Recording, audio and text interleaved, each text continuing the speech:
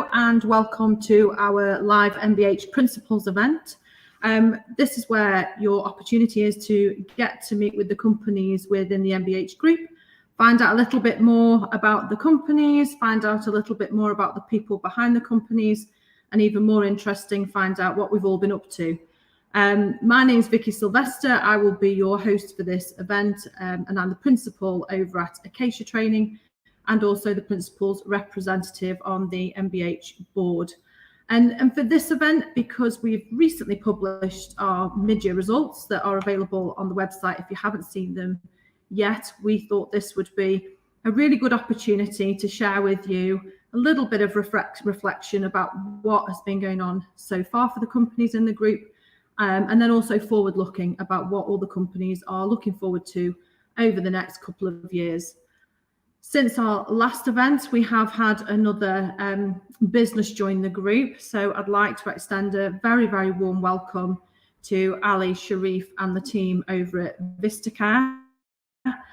And Vista have joined as part of the health vertical. And I will shortly be inviting Ali and his team to tell you more about Vista and all the things they have been up to. We will aim to answer some questions towards the end of the event. So if you do have any questions, please do pop them in the chat. And then if we don't get to answer them, we will get back to you after the event and hopefully answer those for you. And alongside Ali and his team today, we have a great selection of principals coming to share what's been happening for them. We have Jim Burton from Boulder Sausage over in Colorado in the US. Mo Meyer is here on behalf of Paul Seabridge from Robinson's Caravans. Scott Linden is joining us again from Deboulet Contracts. David Hunter from ADT and the Take Me Group. Melissa Shea is here from Meeting of the Minds, again based over in the US. Aaron King from Coble Construction based out in Australia. Gabriel is joining us from Singapore at Learning Wings. I think it's been a while since we've heard from Gabriel, so looking forward to speaking to him. And Kevin Potter is also joining us from Guild Prime based in London. So a huge welcome to everybody. So let's kick off by finding out about VistaCare and all the exciting VistaCare activities. So a huge welcome to you, Ali. Glad to have you part of the group. You are on mute. I will let you know that because we don't have on mute conversation, do we? So a huge welcome to you. So first of all, tell everybody a bit about yourself, where VistaCare originated from, and how are you settling in, I suppose, is the first question. Okay. Yeah, thank you, and thanks, Vicky, and good afternoon. We're based in London. My name's Ali Sharif, and I'm mainly my background is training and recruitment. We established VistaCare back in May 2018 to provide domiciliary care services in London, and we provide residential care in Nottingham. At the moment, we have over 200 staff who work for the company. Companies continually growing. Providing care services for service users in their own home and in the residential setting as well. And we're looking forward to being part of the MBH family.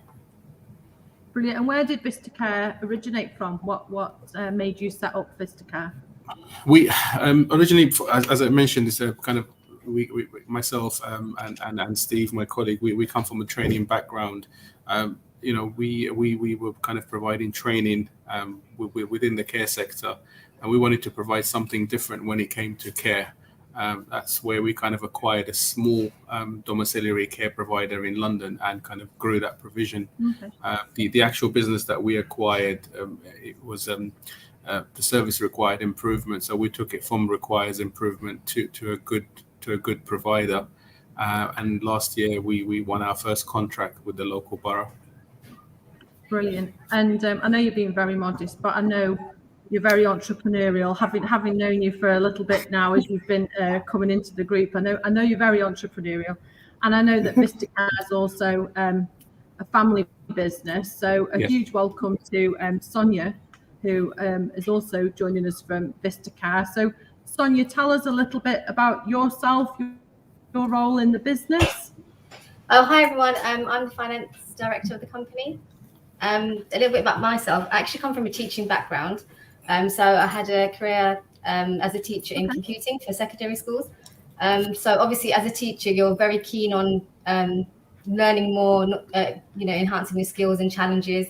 So from a secondary career, I ended up becoming a director of finance, which actually allowed me to learn quite a great deal about finance and business. So yeah.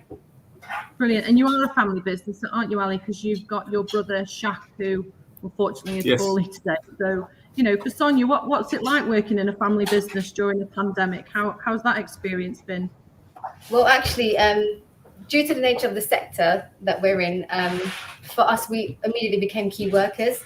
So it was just business as usual for us. So that was the real test for us to work with our family and see how it was.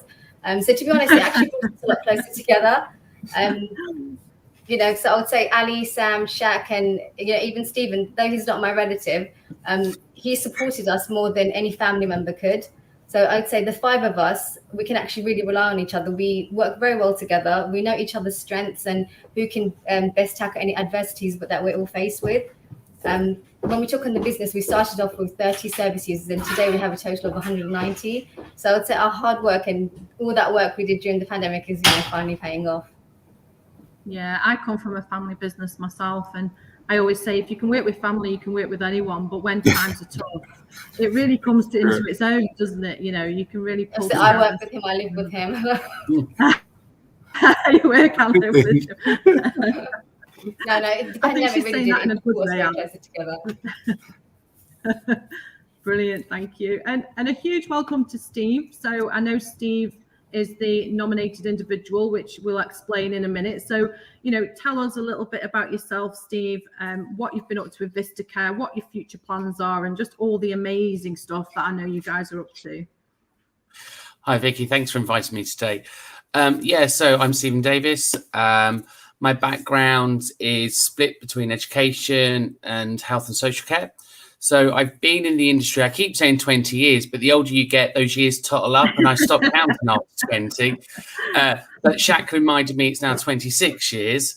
So somewhere I've lost 6 years of my life. I blame Ali for that one. Well, don't worry. I think we all gained a year last year anyway. All birthdays were on hold, so we've all got a year on everyone now. Absolutely.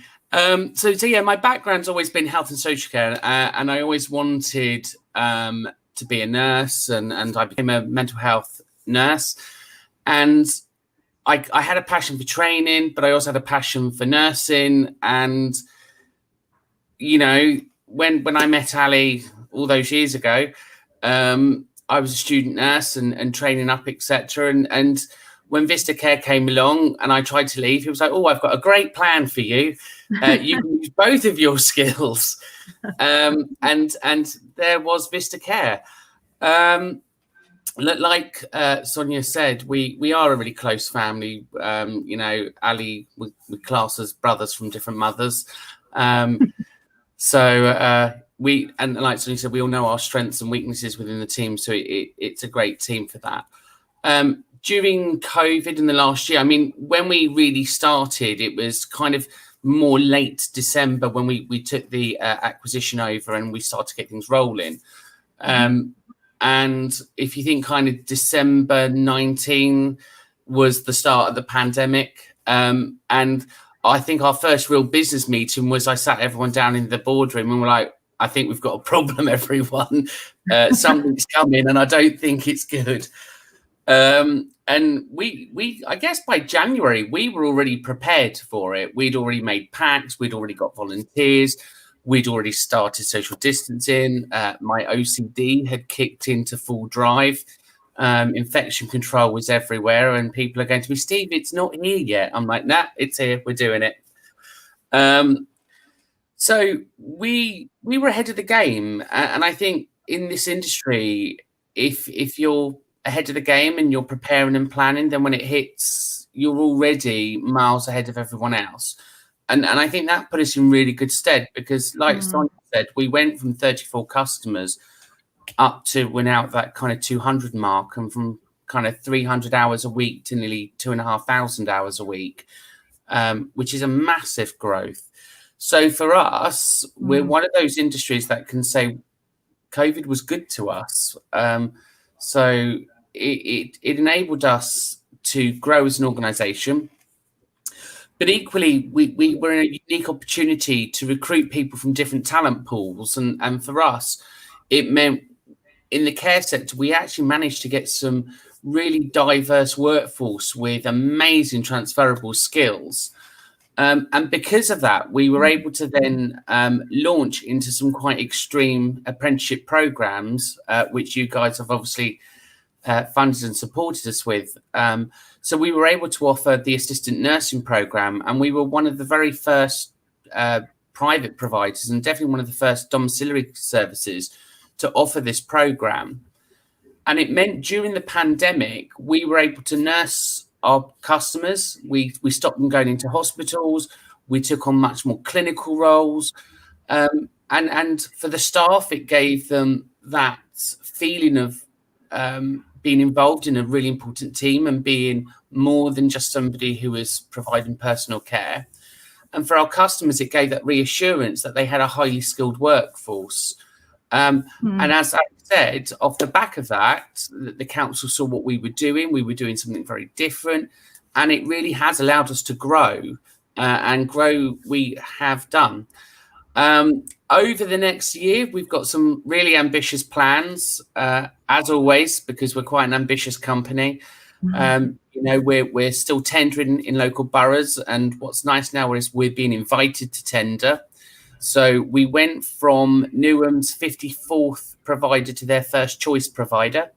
Wow, that's incredible. It's such an amazing achievement, We are now their preferred provider to offer training.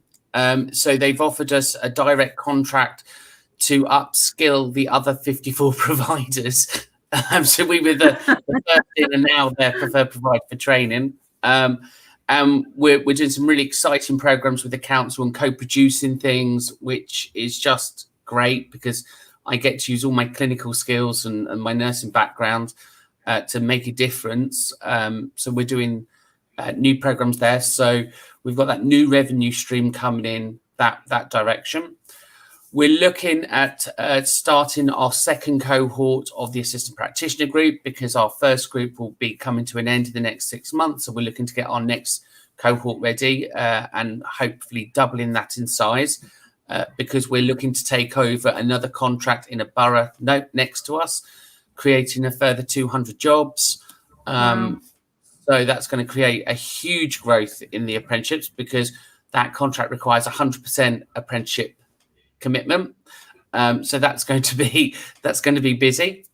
We're equally looking to become Ofsteded to start offering fostering. So we've been approached by the council to tender for a fostering contract based on our childcare stuff that we do.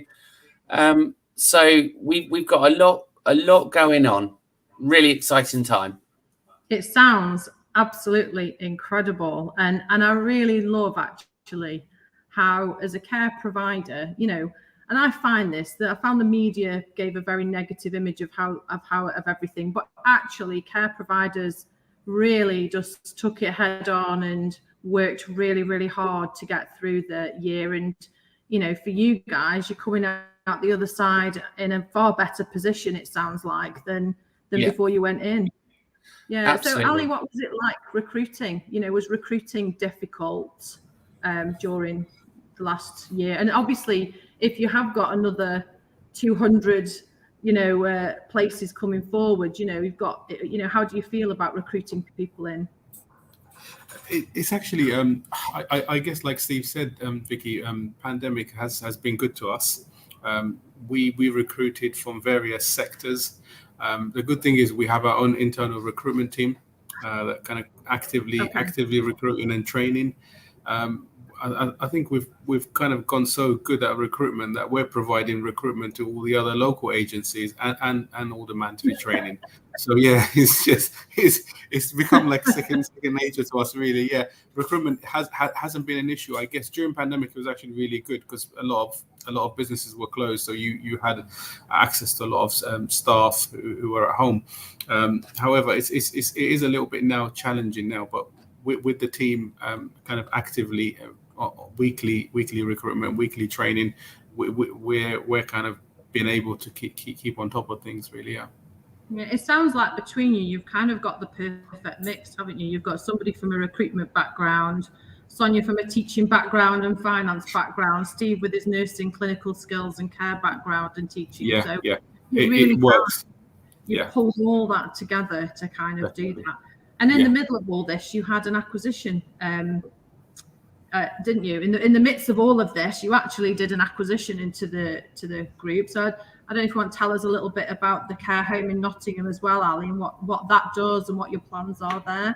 Yeah, definitely. During during the difficult times, we kind of acquired a small 14-bed care home in Nottingham. It's a residential care with kind of service users that require a bit more support for kind of daily activities. It's been good. Again, pandemic, we've supported each other. We've had staff go over from London to Nottingham. It's been, I guess it was a different experience for us, but we're managed. We're looking to kind of grow that provision as well in Nottingham.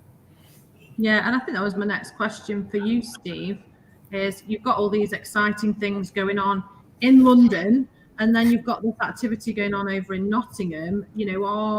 Are you looking to build that residential side as well, or are you going to focus just on domiciliary for the next few years? Yeah, I mean, I think how the marketplace is shaping, it's very much looking at a reduction of residential nursing care and more into supported living and domiciliary.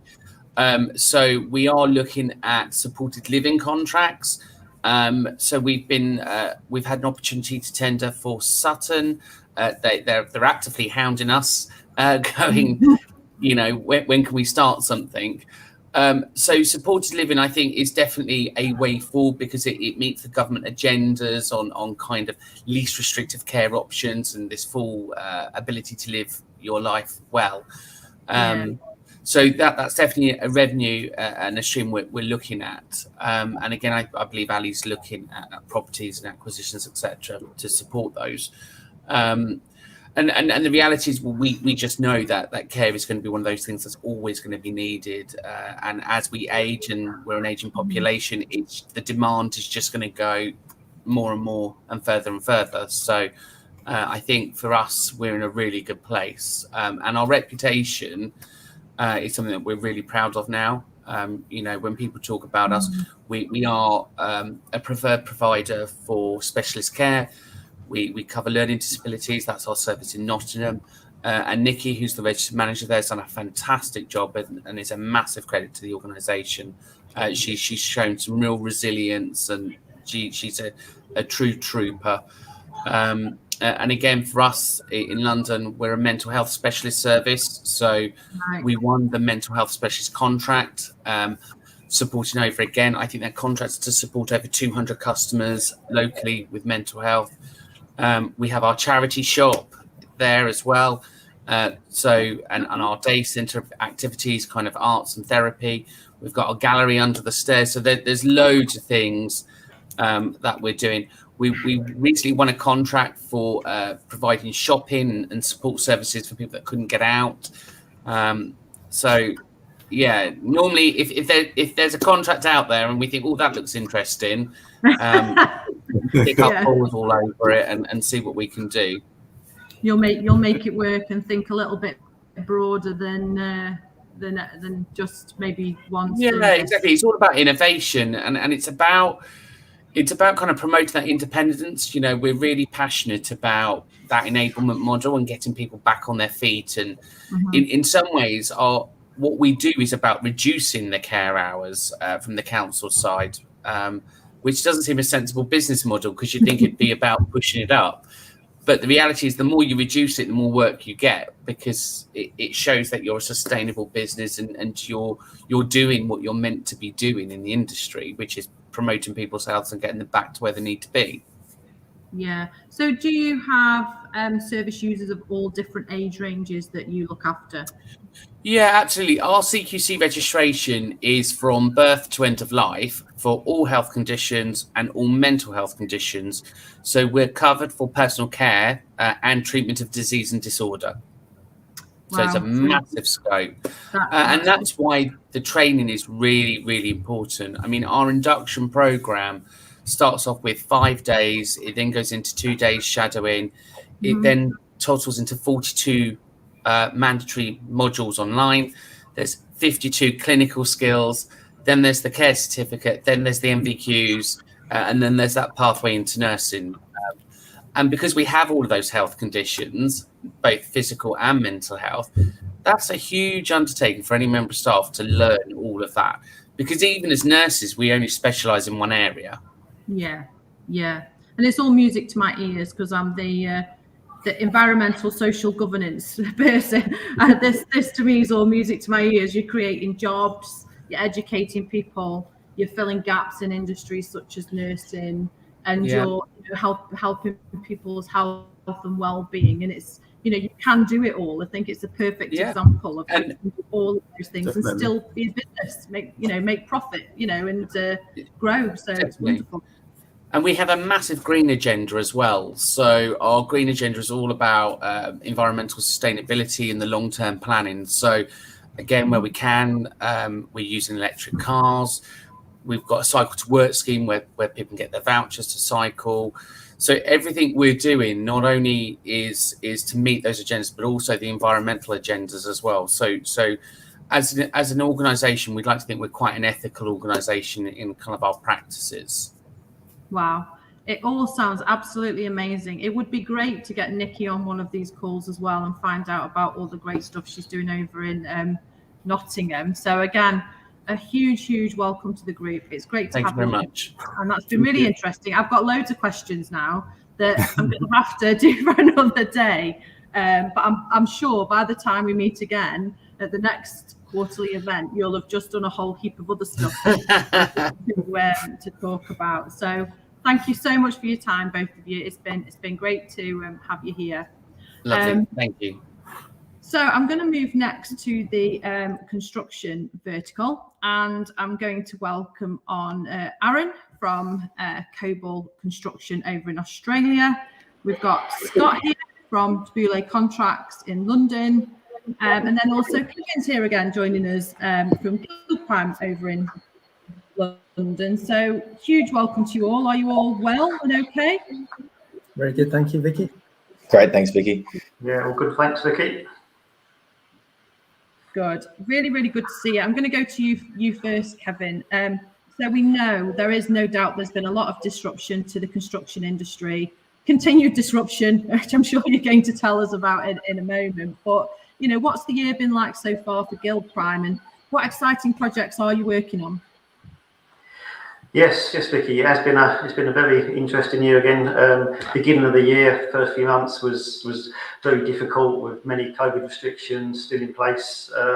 But since March, the industry seems to have just bounced back to life with a bang, and things have just gone crazy. Many of the projects that were put on hold have come back to life again, and lots of new projects are in the pipeline. We're currently working with a few Premier League football clubs. Multi-million-pound projects, and there's lots more over the next 2 or 3 years that's just in the pipeline there as well.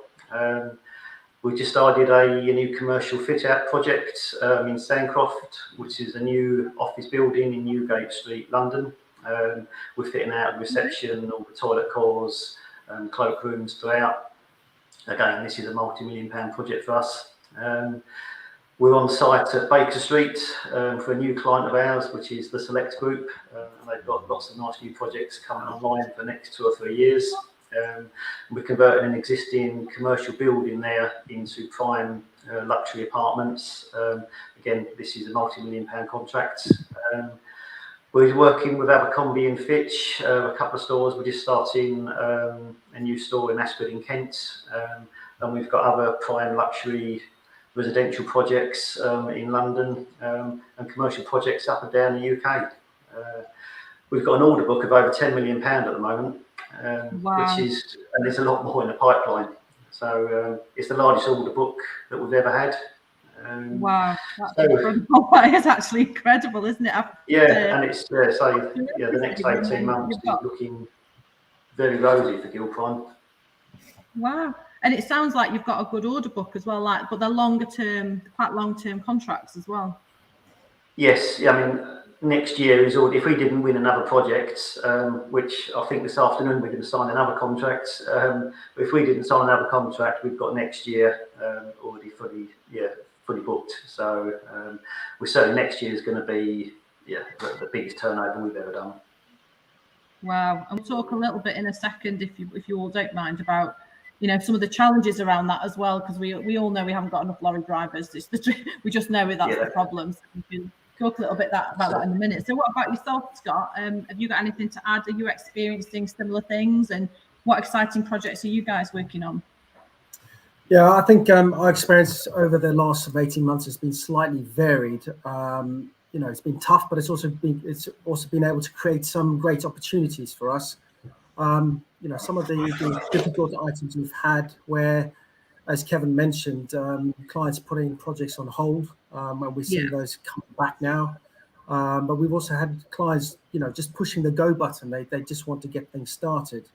Some of the other things we've experienced is staff well-being has been one of our focal points to, make sure people are fit and well, mentally as well as physically. Some of the projects we're working on, you guys are talking about Nottingham. We're starting a big project up in Nottingham, so I've been up there a couple of times over the last couple of weeks. So hopefully I can fit in a visit to some of the Vista guys up there. It'll be quite nice. Yeah. So some of the experiences that we've had is obviously caused us issues, resources. Finding the right resource.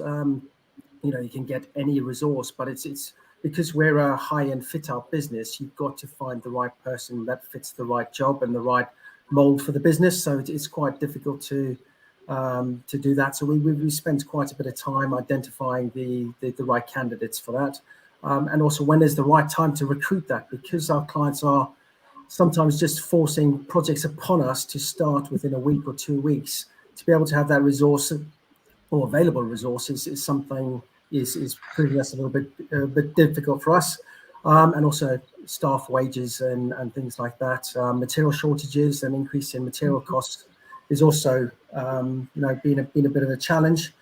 But we've had to be adaptable and flexible and educate our clients on all these issues that we're experiencing. So I think we've done a fantastic job. I actually like the word fantabulous. That sounds really cool. So to try and educate them and keep them abreast of what's actually going on in the industry is been something that we've also primarily trying to focus on. The next 12 months is 12 to 18 months is going to be very exciting for us. Like Kevin, we've got. I was just having a look this morning. We've got 50% of our 2021 turnover already booked in our Q1. Wow! So we're flying, and it's probably predominantly down to some of our clients being on the fence during the COVID period, getting us to price things, and then all of a sudden going, "Oh, okay, confidence is back. Let's hit the ground and push the go button." So. Some of those projects have been pushed out into the new year, which is probably a blessing in disguise for us, because we probably wouldn't have been able to cope with it all at once. So it's quite nice to have that to look forward to. But that's also going to enable us to increase our resources and learn from the mistakes or the things that went well with us during the COVID time. So very exciting times ahead for us as well. Thank you. I think as well, listening to what you're saying about that confidence, even in other industries I've been talking to, that feeling in the UK, there is this confidence growing back. People want to get back.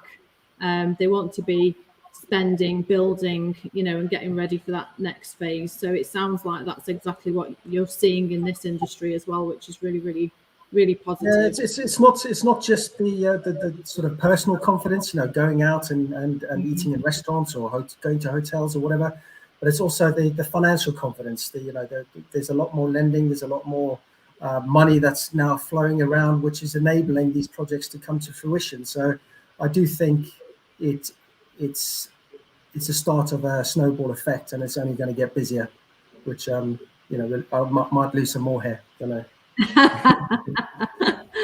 And what about you, Aaron? Has Australia been a different experience this first half of the year, and what are you looking forward to over the next 18 months, 2 years? Yeah, I guess this last half year has been quite different to what the UK has been. I mean, the UK's, you guys had your Freedom Day, you opened back up, and it was back into almost, I don't know if it's almost business as usual, but it's a bit different here in Australia. I mean, all the states are doing their own kind of things, but where COBOL is in the ACT, I mean, we've certainly seen it all up the last half. The ACT wasn't really affected, so it was kind of business as usual. Then we obviously had an outbreak in the ACT, which slowed things down dramatically. But what that meant is a lot of our clients are actually in the educational space. So when kids can't go to school, the clients want to get the projects done before the kids come back to school. So for us, it was kind of this momentum to try and get all these projects done in a certain amount of time. And considering that's been extended before we open up fully, we have a pipeline of work in terms of educational projects that are just continually growing. So it's really good for our pipeline, and we're starting to see this cyclical shift in terms of those projects from being in education to the commercial space, with people coming back to the offices. We're starting to see more fit out projects happening around the ACT and New South Wales at the moment as well. So in that respect, I mean, over the last 18 months, it's been difficult, whilst also, abiding by the COVID policies and then put into the business to, make sure the guys are, getting their jab when they need to get their jab. They're, certain people, you can only have one person per 4 square meters on site. And in construction, it's almost impossible to do anything. So try to manage the logistics around that has been a bit of a challenge. But, we've got the policies in place now. So the business is, it's going forward. And we're starting to win some more contracts and really deliver on the clients' expectations. I think one thing I'll note is the supply chain issues. We're starting to see a bit of it in Australia, probably not to the extent that you guys are seeing in the UK just yet, but I predict over the next 12 to 18 months, we're going to start seeing those prices really skyrocket and that strangle on the supply chain. I guess the good point for us in terms of the prices is a lot of our contracts are cost plus, so we just charge it onto the client anyway. So that's probably one of the good points in that respect. So I think over the next 12 to 18 months, we're in a good position to really take advantage of where we are in the market. And, I just hope that we continue to stay open so we can do work and deliver results. Yeah, you've not had as many lockdowns, have you, where you are? You every time I speak to you, you didn't seem to be in lockdown, which I don't know, is that helped? Has that been a good thing? Well, we had in the ACT, we did have one a couple of months ago, which they were locked down for almost about a month completely. And the construction market has only just started to open with projects of a certain size. So if you're a small, builder, then, you're still locked up. But the ACT is a state within another state, being New South Wales. And New South Wales is leading the front right now with, they had their Freedom Day, they're fully open, construction's back to 100% capacity. So ACT is bound to follow suit over the next few months, and we'll fall into that business as usual category. Brilliant. And it's interesting what you said about offices reopening then. So are you starting to see that? Because I know if you think 12 months ago, we were all having conversations about what does the future of working in offices look like. So are you starting to experience people coming back, and what are they asking for? Are they asking for something different in these outfits of new offices, or what are you seeing? Yeah, I think what I'm finding is that a lot of, when the whole lockdown side of things happened, a lot of offices just left their offices, stripped everything out and, cancelled the leases if they could, or just ran it out, or they just continue to pay it depending on what situation they were in. But now a lot of those premises are going back up for lease. You have new tenants coming in that want a whole new fit out, and that's bringing a new flood of work into the market that we're positioned to facilitate. Being, even if it's a retail, talking office is one point, but it's also retail. I have empty cafes that are set up for a cafe, but now those particular retail points want to be set up for maybe a restaurant. So we're starting to see a lot of those kind of refurb and fit out works coming through the pipeline. Space is changing. Space is changing. Yeah.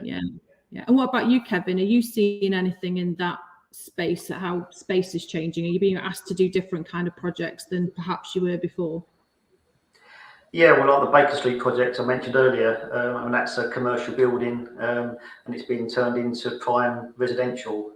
So that's all office space, which is now going to residential. So yeah, we're seeing a lot of those at the moment, and some big projects that we had priced 2 or 3 years ago, which are coming back online with different purposing, and residential seems to be the biggest part of that. Wow. Okay, that's really interesting. And Scott, what are you seeing with hospitality? Because I know you did quite a few hospitality and hotels and things before. Are you seeing that the same thing now? Or are they asking for different things on the new renovations? Slightly, yes. But I think there's a pent up demand for restaurants and the hotels, and wanting to be able to, have life as normal as what it was. So to some extent, there's a slight change of use in certain aspects, but people still want to go out to a restaurant or eat in a hotel restaurant, so there's still going to be that. But I mean, we're finding in our sector predominantly not too much of it, but there's obviously the odd one that changes from office to residential or retail to office. But typically for us, it's business as usual. That's good. I mean, it's back to Aaron's Freedom Day that we had in the UK. We couldn't wait, could we, to get out and sit in a restaurant and stay in a hotel. We went away last weekend for the first time in, it feels like a couple of years, and you took it for granted before, and it was actually really nice to be out, and you just start to notice things you didn't notice before and enjoy them. So I think in some ways that's been a real gift. So thank you so much. That's been really, really interesting to hear what's going on. I'm going to invite Mo to join us. So Mo is here on behalf of Paul Seabridge, who couldn't be with us today. So welcome to you, Mo. And just for people who don't know you, because Paul's normally here on behalf of Robinson's Caravans, just tell us a little bit about yourself and what your role is over at Robinson's. Sure. Hi, everyone. My name's Mo Mia. I joined Robinson's this time last year, really, so it's nearly about a year now. And it feels like 10 years, to be fair. So we've been through so much. So I joined Robinson's as a CFO. In terms of my background, don't boo when I say I'm an ex-auditor. So I've done audits for... don't say that. Yeah, so I've done audits for 7 years with various accountancy companies, and then moved to industry and worked for a few companies as senior roles, and then Robinson came along. So yeah, it's been a great adventure so far. And how are you finding the caravan industry compared to auditing then? It's much more interesting, I must say. Audit. Yeah, audit can be a little bit dry, and this is a better career choice, I must say. Robinson's going from strength to strength. We've had a fantastic year in 2020. We had a revenue of £18 million, and we're looking to better that this year, as much as 11% increase in turnover, which is a fantastic performance. And I would say that's mainly twofold. Firstly, as we all know, staycation has increased the demand for caravans and motorhomes through the roof. And to be fair, I've also joined the boat on staycation. I borrowed a motorhome from Robinson's and went away for a weekend. So I think it's fantastic, and I think everyone should do that. Well, you've got to walk the walk now, haven't you? You've got to walk the walk. Absolutely. Yes. And also, I think it's a credit to the sales team that we've sort of built here as well. They are, really hard-working team, and obviously getting in all the sales, and so it's been amazing so far. And I know how much you guys have really raised the profile of staycations and caravanning, and do you think this is here to stay? Have you got a new generation of caravan lovers now? What are your thoughts on what it's going to look like going forward? Sure. I definitely think it's here to stay. I think obviously the pandemic and the staycation has sort of helped us with that, and I think people have got a flavour for UK holidaying. I think we're still in the pandemic. We don't know what's going to happen, with the Delta variant, but I think it's definitely here to stay. And and in terms of our future plans, in that respect, we want to grow the business, obviously. So we're going to be increasing our product range. So we're looking to add camper van. We're looking to increase our market share on motorhomes. And also other options have been considered. For example, renting a motorhome or a caravan. So. Oh, okay. Yeah, so I think that there's a big opportunity to be sort of had within that. Do you think with the renting ones, this could be for those people that are sat on the fence, wondering, do I, don't I, make the leap into buying one? Absolutely, that's me. That's me, the renter. That's why I borrowed the motorhome, just to get an experience, because I wasn't too sure. Yeah. I think after that experience, I must say, I'm probably convert into buying a caravan or motorhome, to be fair, because it's really nice. It's a bit like glamping, I suppose. You've got all your luxuries with you. Yeah. Oh, well, your caravans are quite plush ones, aren't they? So it's luxury caravanning and luxury motorhomes that you're dealing with, which is wonderful. And I must admit, I'm one of those on the fence as well, Mo. But I think about it every time I see you guys or I pop over to Robinson's, I start to think, maybe this too. Time to jump. We can always do a good deal, Vicky. Yeah, you can always mates rates. Yeah, of course. Yeah, we can do that because Paul isn't here. We can talk about that after. Brilliant. So I'm going to welcome Melissa, and I'm also going to welcome Jim, both over from the US. So huge welcome to you both. It feels a while since we've seen Melissa. So Melissa, just remind everybody what your business is all about. Sure. We do real estate investing. So we are a real estate brokerage. We are also a funding company for commercial loans for real estate investing. And we also work with educating and mentoring real estate investors. So that's our three companies. Since we joined the platform, we've really merged that into one physical company because the mentoring was a separate company. So now we're Everyday Realty Services. So officially, we sit on MBH's Everyday Services as one company. That just happened this past month. So, wow, is that better for you? Does that work better under one organization? Yeah, well, it works better for everybody because investors, MBH, because there was 2 fees to everything. So there was 2 audits going on, 2 doubles of everything. So we could consolidate some of our expenses to staff. We could actually merge some of our staff.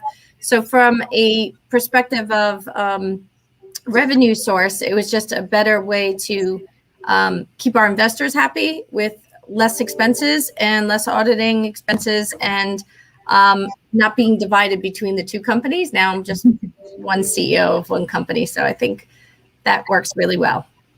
Brilliant. So what's the last, this first half of it been like for you, and what are you looking forward to? What are you working on going into the next year? So we did really well with our educational platform this year. So we're expanding our brokerage side this year because there's a pent-up demand to buy all these properties. So while our counterparts doing the construction of new construction, we just took on a 15-house development. And so we'll be listing all those and selling all those, as well as providing financing. So it's been a really encouraging year. We were able to end on a positive note. So that was good financially. And the loans right now, the interest rates have dropped for us here in the US on the commercial side. And so I think that was an incentive to try to help development. And we have done really well with that. So we have about 28 loans in the pipeline. So this is all good news. And yeah, we're just growing. We have 2 alliances we're working on to see if they would join us under MBH's platform as well. So it's all good news, and I'm very excited. I'm glad that the demand is there. Been working a lot of late hours, so I'm hoping it pays off soon. I got to go on holiday. Yeah, well, I think we're all looking forward to a holiday. With your customers, then, have you seen a change in the kind of properties they want to invest in? Have you seen people moving from the city to somewhere more rural, for example, or have you seen any changes to that? Yeah, so we're outside the city, which is a great place to be. We're in the suburb of New York. And so a lot of people wanted it out of the city during COVID. And so they bought second homes. Should that ever go down to lockdown, there are a lot of second homes. What we also noticed was the trend of real estate has gone up so much. So we strategically aligned ourselves with an Exit Realty Group, which is a franchise in our marketplace that allows us to do referrals and relocations. And so we've made a good profit off of just referrals this year. We did really well this year, and hopefully we'll have some more networking events with them, because we do events as well. And next year looks really promising to take on more of those referrals because of the relocation. And you're absolutely right. People don't like living in New York. I'm one of them. I actually bought a home during COVID in Maryland, outside Washington, D.C. And so I will be relocating there as far as a second home. And also Florida is very popular for us, South Carolina and North Carolina. So we have set strategically agents up in those areas to help people grow. So, and I'm here in South Carolina trying to set up another one as well. So it's good. Wow. In the sunshine. It sounds like people are also wanting a little bit of sunshine. The sunshine I'm chasing round, by the way, on this. I've noticed. I think you know what it is. It's sunny in the UK. Yeah, and New York and it's so cold as it is. It's getting cold. It's like in the 40s right now. So to be in the 80s, I think people are just. COVID was the final straw for them to push them out of New York, which you would think is not profitable for us, but we're actually listing their house and relocating them. So it's been a beautiful thing. So good. That's really, really cool. And Jim, great to have you join us again on the call. So how are things at Boulder Sausage, and what are you looking forward to over the next 18 months? Well, thank you. Good morning from Boulder, Colorado. So 2021 has been a very challenging year for Boulder Sausage. Post-COVID has definitely presented a lot of new challenges. Hiring employees has been very difficult, but I'm glad to say that we're now fully staffed.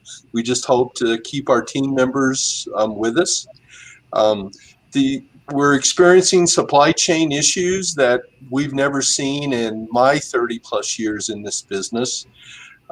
I just saw a headline yesterday where in the United States we need 80,000 truck drivers in order just to move supplies in the United States. So our lead times have increased 50 to 100%. And so therefore we have to be much more on top of it and make sure that we're ordering our materials early and also maintaining higher inventory levels than we normally would. Along with the lack of supply has been accompanied by inflation. And so we're seeing a lot of increases across the board in the cost of our raw materials. But those are challenges that all small businesses in the United States are facing. It demands that we pay a lot more attention to the details of our business and that we really stay on top of everything in order to make sure that we're able to keep our manufacturing process going. On the demand side, we've actually introduced 3 new product lines this year. we introduced a new pre-cooked retail line. That line is now in Safeway, which is one of our major grocery chains. We've also introduced a pre-cooked food service line that we're selling through Airmark, and it's actually being used through the concessions at the Denver Broncos Stadium, the Empower Stadium in Denver, Colorado. We've also introduced a frozen chub line on the retail side, and that product will be going into Kroger very quickly. So we're very excited about those new product lines. We think that will provide the opportunity to grow our business, but also grow our distribution systems too. So probably though, the major accomplishment for us this year has been the negotiation and execution of a sponsorship agreement with the National Football League Denver Broncos, who are located in Denver, Colorado. That's going to give us significant social media exposure. It's going to give us an opportunity to create even more partnerships with other companies who also work with the Broncos. And it's also going to give us, of course, the opportunity to sell our sausages through the concessionaire at the Denver Broncos Stadium. So we're very excited about that. And we think it's going to create a lot of opportunities for us. So although we faced a lot of challenges this year, we're very optimistic and positive about the future growth of our business. Yeah, and I think the message I'm hearing from lots of businesses is it's the demand is there. It's the transport and the products required to be able to deliver what you do, but actually the demand is there. So it's a good problem to have in a way, and that we'll keep working on it. So, but I'm an NFL fan, so I am super looking forward to seeing Boulder Sausage and Denver Broncos linked up all over social media. I can't wait. It sounds amazing. Okay. Brilliant. Thank you, Jim. And finally, in the last few minutes, I think I've got a couple more people and some time to squeeze in. So I'm going to welcome Gabriel and David to join us. So a huge welcome to both of you. Great to see you both. David, tell us what the year's been like so far for you in the taxi industry, and what's the next 18 months to 2 years looking like? Thank you very much, Vicky, and I've been enjoyed watching all those companies there and people with positive messages. So yeah, it's good to hear. Obviously, last year was a dog's dinner. It was terrible, but absolutely always a silver lining. So it was actually good for us to get on the road and go and see other taxi companies and bring them to the MBH vertical and work with future companies that are in the pipeline for the MBH vertical. So it was good because many owners were, thought, well, I can't cope with this, So yeah, it brought a lot of people to the table. 2021's been an up and down year. We started off in lockdown, although because we were sort of considered key workers as well, we were doing lots of NHS contracts, so that kept us busy. We kind of had the foresight that there'd be a driver's shortage and a huge pent-up demand. So we were quite prepared for when Freedom Day happened, because we knew people would want to get out to the bars, the restaurants, to the airports, to the hotels where you were. So we kind of started a recruitment drive at the back, about this time last year. So although that has helped, we still have a massive driver shortage. We're about at pre-COVID levels now, but the demand is way above pre-COVID levels. And obviously, we're facing driver shortages and huge demands, but obviously Jim's just mentioned inflation. Energy supplies pushing prices up.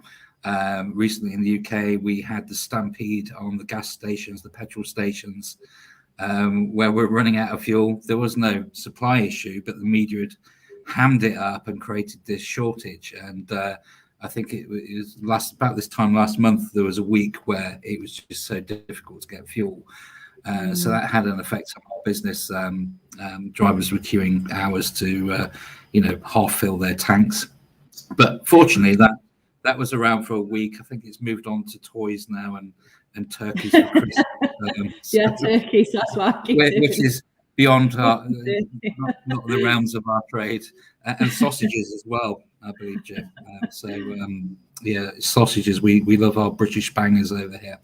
So yeah, demand and supply. So demand is outstripping, but the future's looking quite rosy because our trade was always very fragmented, little small businesses dotted around.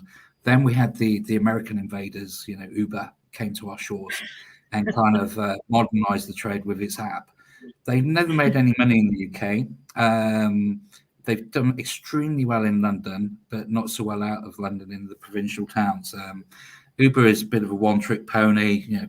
It's an on-demand service, whereas a lot of our transportation needs are a bit more unique. Still, people, although we run at 80% automation, we still have to offer that personal service. We know the local market, the local drivers.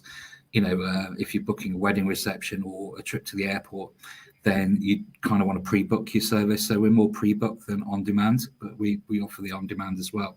So interesting, Uber kind of waving the white flag in the UK market now, and we've been approached to do their bookings for them across our network.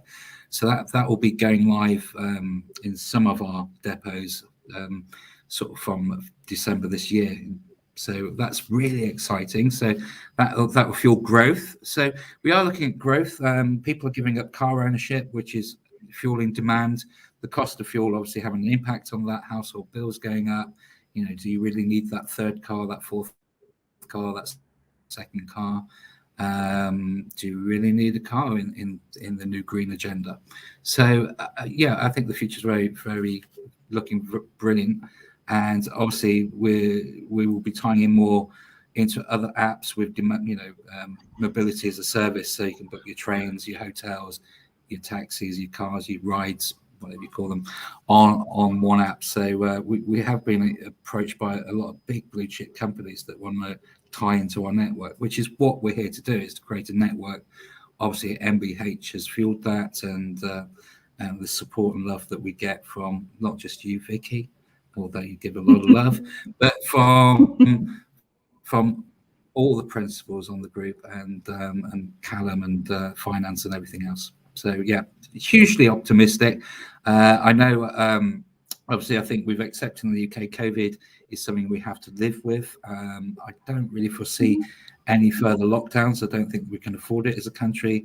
Maybe a few more restrictions as we head towards Christmas, bringing back those lovely masks that we have to wear. I call them nappies.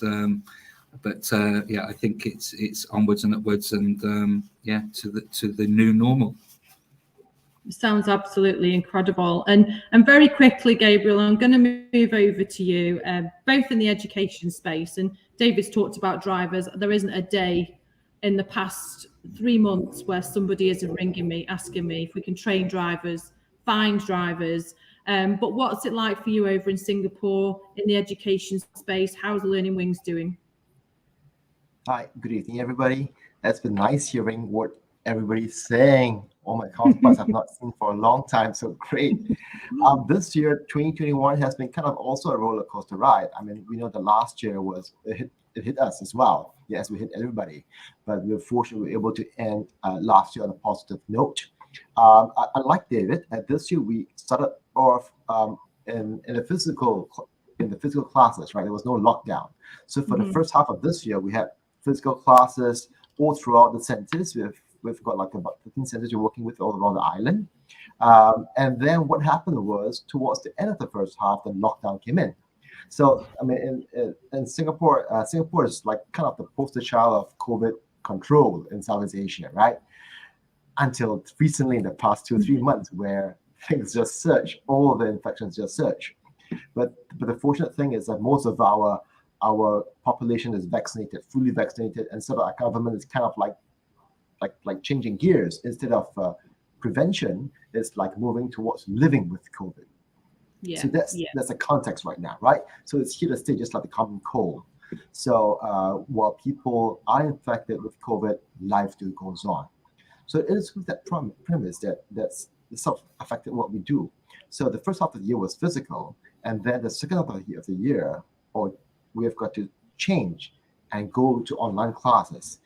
And we learned this from last year as well, where when it hit us out of the blue, we were affected, and we very quickly pivoted to our classes online.